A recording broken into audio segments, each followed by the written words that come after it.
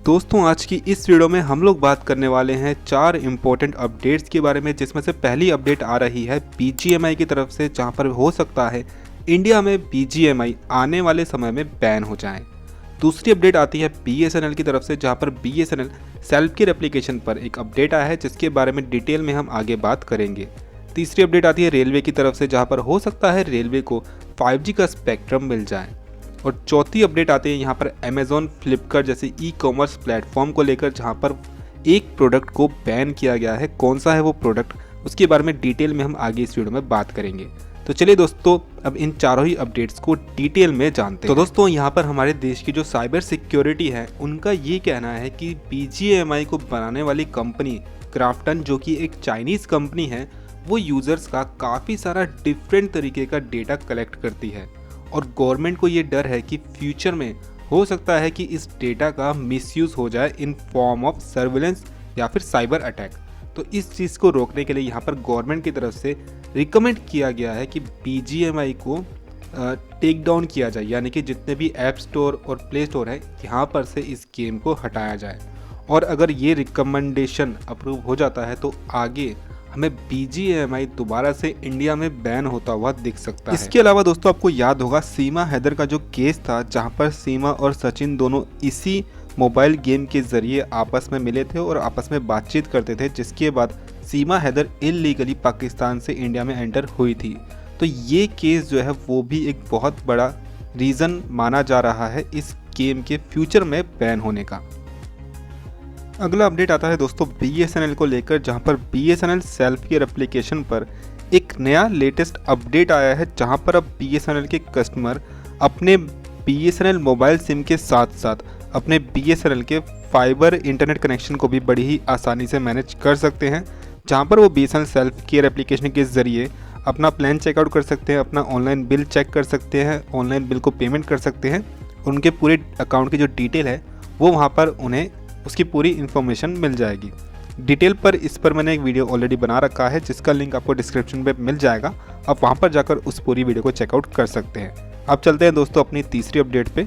तो दोस्तों यहाँ पर इंडियन गवर्नमेंट ने रेलवेज़ को उनके कवच, जो कि एक ऑटोमेटिक ट्रेन प्रोटेक्शन सिस्टम है, उसके नेशनल रोल आउट के लिए 700 मेगाहर्ट्ज़ के बैंड में 5 मेगाहर्ट्ज़ का स्पेक्ट्रम अलोकेट किया है। इससे पहले गवर्नमेंट ने इंडियन रेलवेज़ को 5 मेगाहर्ट्ज़ का स्पेक्ट्रम पहले भी अलोकेट किया था, जिसके बाद अभी और 5 मेगाहर्ट्ज़ का स्पेक्ट्रम जो है वो 700 मेगाहर्ट्ज़ के बैंड में अलोकेट किया गया है। यानी कि टोटल 10 मेगाहर्ट्ज़ का स्पेक्ट्रम जो है ऑलरेडी रेलवेज़ को उनके कवच सिस्टम के लिए अलोकेट कर दिया गया है। लेकिन यहाँ पर जियो और वोडाफोन इस अलोकेशन का जो है वो अपोज कर रहे हैं। उनका रीज़न यहाँ पर ये है कि जो 5G बैंड का स्पेक्ट्रम है वो टिपिकली जो TSP है, यानी कि इंटरनेट सर्विस प्रोवाइडर या फिर टेलीकॉम ऑपरेटर्स, उनके लिए ही जो है रिजर्व रहना चाहिए था। उनको ही ये स्पेक्ट्रम अलोकेट होना चाहिए था, क्योंकि वो इस स्पेक्ट्रम का यूज़ टेलीकॉम सर्विस प्रोवाइड करने के लिए करते हैं। इसका दूसरा रीज़न उन्होंने दिया है कि अगर इसी तरीके से 5G बैंड में जो 700 मेगाहर्ट्ज़ का बैंड है उसमें स्पेक्ट्रम अलोकेट किया गया गवर्नमेंट एजेंसीज़ को, तो फिर जो प्राइवेट ऑपरेटर है, टेलीकॉम ऑपरेटर, जो इस बैंड का यूज़ टेलीकॉम सर्विस प्रोवाइड करने के लिए करते हैं, उनके लिए तो बैंड यहाँ पर बचेगा ही नहीं। दोस्तों आपको बता दें कि यहाँ पर ऑलरेडी इंडियन गवर्नमेंट ने जो मिनिस्ट्री ऑफ डिफेंस है उसको 700 मेगाहर्ट्ज़ का जो बैंड है उसमें 10 मेगाहर्ट्ज़ का स्पेक्ट्रम अलोकेट कर दिया है। इसके अलावा इंडियन रेलवेज़ को 10 मेगाहर्ट्ज़ का स्पेक्ट्रम अलोकेट किया है। NCRTC को यहाँ पर 5 मेगाहर्ट्ज़ का स्पेक्ट्रम अलोकेट किया है और BSNL को 5G के लिए यहाँ पर 10 मेगाहर्ट्ज़ का स्पेक्ट्रम जो है 700 मेगाहर्ट्ज़ के बैंड में अलोकेट किया गया है। तो चलिए दोस्तों अब जानते हैं कि आखिर इस 700 मेगाहर्ट्ज़ के बैंड के लिए इतनी मारामारी क्यों है। दरअसल दोस्तों जो 5G का स्पेक्ट्रम है जो 700 मेगाहर्ट्ज़ के बैंड में आता है, उसका जो कवरेज एरिया है वो काफ़ी ज़्यादा है। और दूसरा पॉइंट ये है कि इसकी जो पेनिट्रेशन पावर है वो भी काफ़ी अच्छी है, यानी कि ये बिल्डिंग के आर पार जा सकती है। जैसे कि आप इस पिक्चर में देख सकते हैं, जो 1 गीगाहर्ट्ज़ से कम की फ्रीक्वेंसी यानी कि जो लो फ्रीक्वेंसी है जिसमें 5G का बैंड आता है 700 मेगाहर्ट्ज़ का, उसकी कवरेज कितनी ज़्यादा है। दूसरी तरफ जब आप हाई फ्रीक्वेंसी देखेंगे 1 से 6 गीगाहर्ट्ज़ की, तो इसका कवरेज कितना कम है, और जब आप 6 गीगाहर्ट्ज़ से ज़्यादा की फ्रीक्वेंसी देखेंगे तो उसका कवरेज और भी ज़्यादा कम हो जाता है। तो इसी वजह से जो 700 मेगाहर्ट्ज़ का बैंड है ये काफ़ी ज़्यादा क्रूशल है और काफ़ी ज़्यादा बेनिफिशियल है अगर हम 5G टेलीकॉम सर्विस प्रोवाइड करने की बात करें।